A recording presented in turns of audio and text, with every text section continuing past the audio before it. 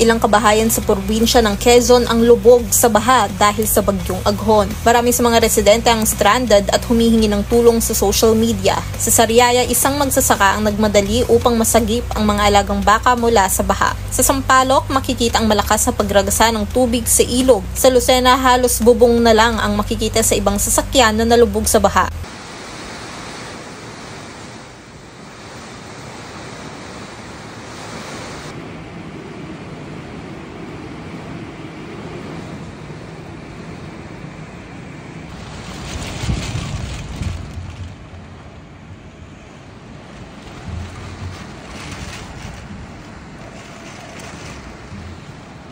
Morning, mga kalablab. I don't think so if it's good morning pa rin ba.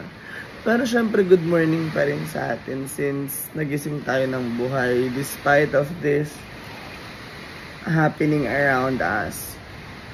So, kasalukuyan pong signal number 1 tayo na lab. Signal number 2 na.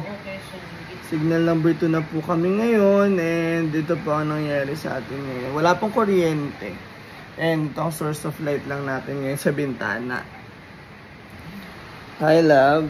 Good morning. Natatakot siya. Actually, nagising kami around 3 AM. Yung nasa video kanina. And then, ngayon alas 6:30 ng umaga dito ngayon and antok pa ako. Namatay na yung electric fan, namatay na yung ilaw, so kaya kami nagising. Natatakot siya dun sa tunog. Kung mapapansin nyo, yun, sumisipol siya. Gumagano'n siya. We're praying for safety of everyone. Mag-ingat po kayong lahat. Stay at home. And of course, everything will be going back to normal naman. Normal lang talaga na bumagyo since ang init ng panahon natin. Ano siya, talagang... At actually, normal na lang yung bagyo. We need to take care. It reminds us to take care of our Mother Earth. Simpleng bagay. Huwag kayong magtapon ng mga plastics. Alam mo yun, magtipid kayo ng tubig. Everything is connected. So we must protect our earth. Especially our Mother Earth. Alam ni Love yun, lagi ako nagtatabi ng ginagawa ko every time magdi-dispose ng mga basura. I-recycle ako ng mga pwede pang paper bags, eco bag. Yung mga bottles, sineseparate ko.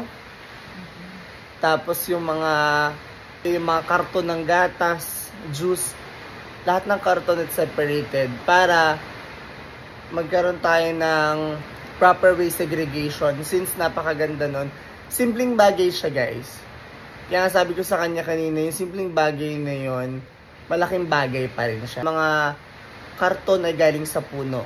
Diba? It made of trees.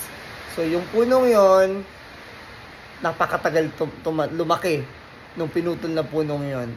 So, para maiwasan natin ang pagputol ng puno at magtipid po tayo sa mga ganong bagay, i-recycle po natin.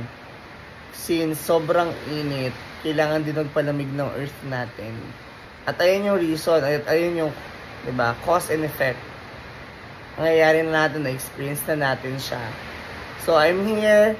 I'm using this platform ever since naman I am an environment advocate. I'm encouraging everyone to be responsible enough sa paggamit ng kuryente, paggamit ng tubig, at pagtatapon ng tama ng basura. Proper waste segregation. Grabe. Paano pa kaya yung ibang mga bahay? Diba? Natagpi-tagpi lang. Paano yung mga bahay na nasa tabing bundok, tabing rilis, tabing dagat? Paano kaya sila? God, protect them po.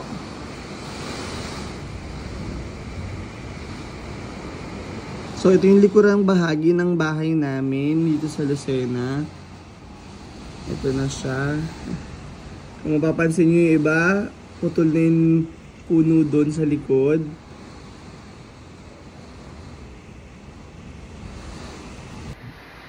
Ayan, kasi kanina, love, naramdaman na natin yung mata ng bagyo. Diba? Around 5 a.m. Tahimik siya. Ang akala kasi natin, ang mata ng bagyo, malakas. Kasi mata nga siya. No. Yung area ng mata ng bagyo, medyo tahimik siya. Kasi, may space. Gets mo?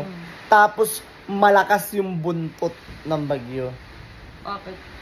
Kasi buntot niya yun eh. Parang, mataray siya. Basta, malakas yung buntot ng bagyo. Feeling ko ito na yung buntot. Paalis na. Oo. Doon sa amin dati kasi tabing dagat kami eh. Kaya talagang sobrang lakas. Tabing rilis, tabing dagat kami. Kaya malakas yung bagyo pagdating sa amin. Pag may tren ano? Ay, hindi lang tren ang lumilipad. Bahay. Mga bahay.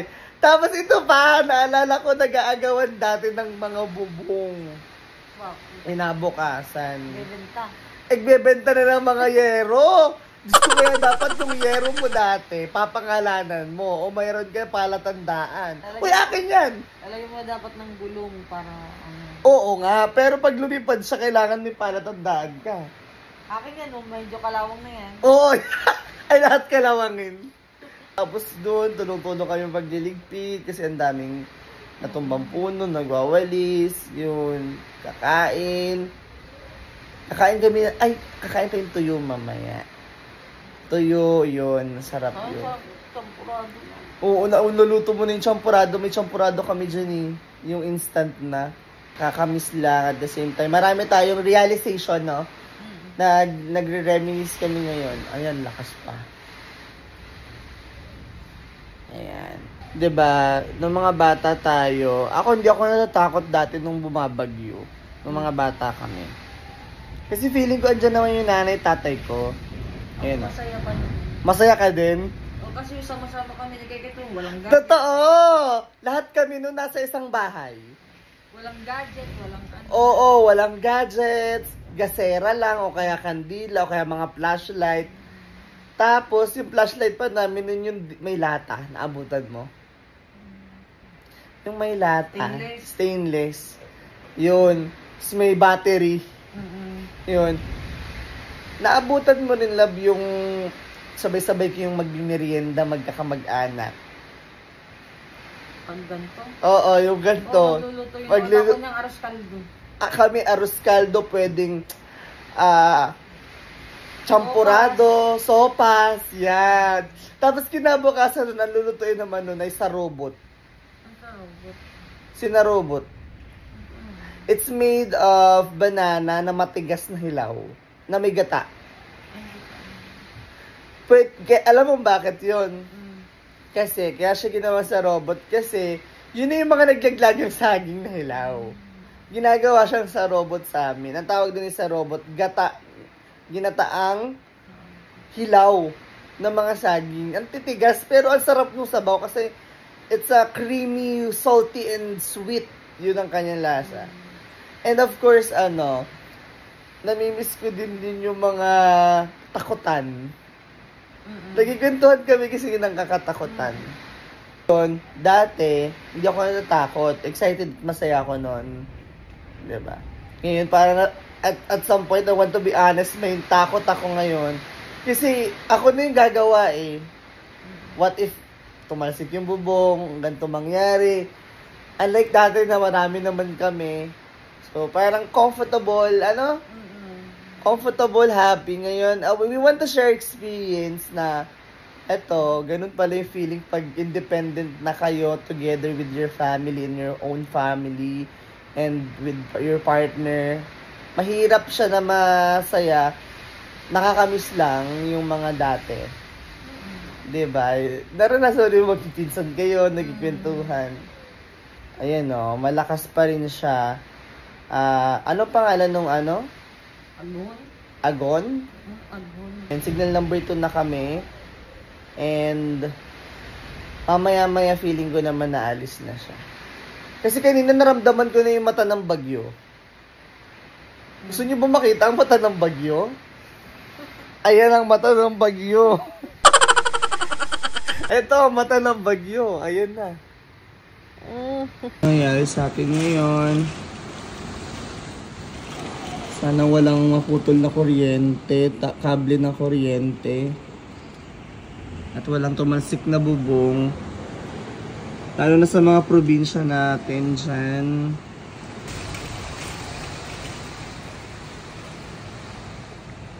Hello, kamusta kayo dyan? Okay lang. Malakas din dyan? Ang lakas talaga, walang tigil. Walang tigil? Kamusta sila mama? Nagsasahod ng mga tigba. Nagsasahod ng mga timba. Sige, mag-ingat kayo. Wala rin kayong ilaw dyan, kuryente. May kuryente dito. Ay, may kuryente kayo dyan. Kami wala na dito. Si Papa. Nandun sa labas. Sa labas? O sige.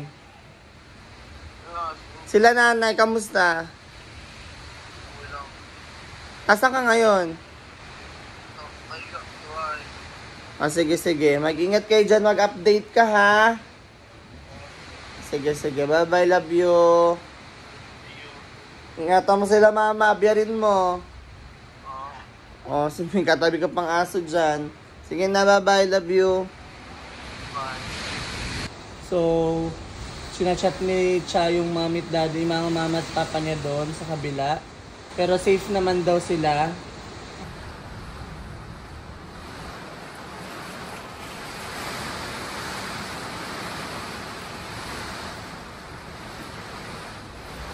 No, si Bibi.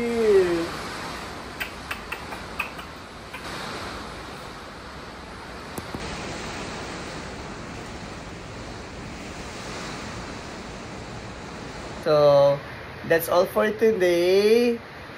Mag-ingat po tayo. Bye!